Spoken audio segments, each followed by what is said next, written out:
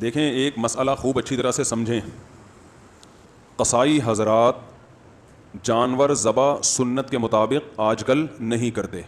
سمجھ رہے ہیں؟ جانور ذبح کرنے کا طریقہ یہ ہے کہ اس پہ جب چھری چلائیں تو اس کی 4 رگیں کٹتی ہیں، ایک کھانے کی نالی، ایک سانس کی نالی اور 2 خون کی نالیاں ہوتی ہیں. یہ کٹتی ہیں تو خون پریشر کے ساتھ نکلنا شروع ہو جائے. ذبح کرنے کا جو فلسفہ ہے اس کی بنیاد یہی ہے کہ جانور کا خون نکل جائے. خون ایک گندی ناپاک چیز ہے نا.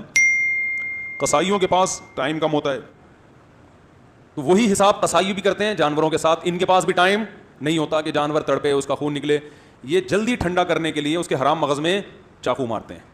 دیکھا ہوگا نا آپ سب نے, بھائی 4 رگیں کاٹیں, اب جانور تڑپ رہا ہے, خون نکلنے تو اس کا نہ ٹائم نہیں ہے, ابھی وسیم کا بیل بھی گرانا ہے, سلیم نے بھی رابطہ کیا ہوا ہے, ٹائم کم ہے, مقابلہ سخت ہے.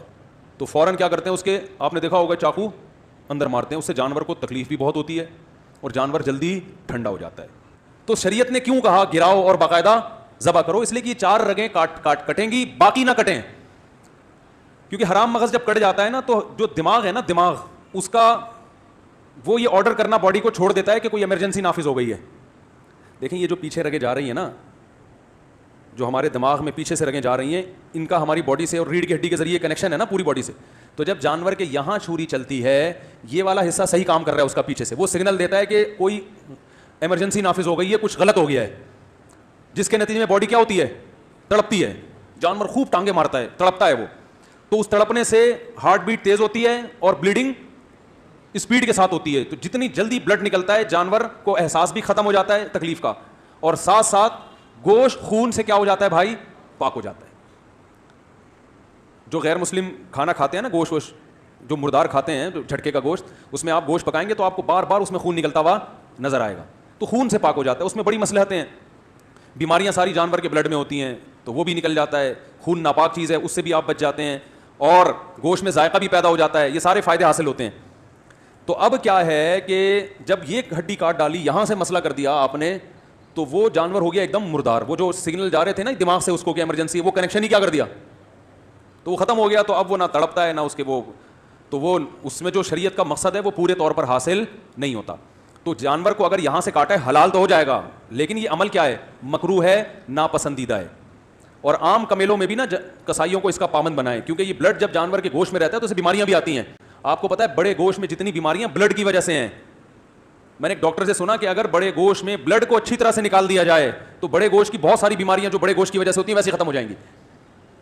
تو اب آپ نے کیا کرنا ہے کہ جب جانور گرا ہے, قصائی نے جیسے ہی ذبح کیا, تو پہلے تو آپ قصائی کو آرام سے, پہلے جانور گرانے سے پہلے سمجھا دیں قصائی کو آرام سے, بھائی 4 رگیں کاٹ کے بسم اللہ اللہ اکبر پڑھ کے 4 رگیں کاٹنی, اور فوراً کیا ہو جانا ہے, سائڈ.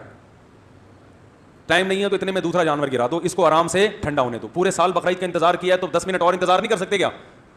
10 منٹ تھوڑا دیر سے کھانا پک جائے گا, کیا خیال ہے بھائی؟ تو آپ نے قصائی کو لگا دیں, سمجھا دیں بہت اچھی طرح سے, تو انشاءاللہ اس کو کھونٹے سے باندھنے کی نوبت نہیں آئے گی قصائی کو. پھر بھی اگر نہیں مان رہا ہے, جیسے کہ نہیں مانتے, بہت سے قصائی نہیں مانتے, آپ ان کو 100 دفعہ سمجھاؤ بھائی 4 رگیں کاٹ کے چھوڑ دو, وہ نہیں مانے گا. اس کے نقصان کیا ہے حرام مغز کو کاٹنے کے؟ پہلی بات خلاف سنت, ذبح کرنے کا سنت طریقہ نہیں ہے. دوسری بات جانور کو تکلیف ہوتی ہے, بہت ایک دم تڑپتا ہے جب اس کے لگتی ہے نا. تیسرا نقصان کیا ہے کہ گوشت میں بیماری باقی رہنے کا خطرہ ہوتا ہے بلڈ کے رہنے سے. چوتھا نقصان گوشت کے ذائقے میں بھی کمی آتی ہے, اور گوشت جلدی بھی, پانچواں بھی گوشت جلدی بھی خراب ہو جاتا ہے. اگر بلڈ اس کے اندر رہتا ہے نا تو گوشت پھر خراب ہونے کا پروسیس بھی بڑھ جاتا ہے. تو یہ 5 نقصانات سے بچنے کے لیے تھوڑا سا آپ کو ہمت کرنی پڑے گی.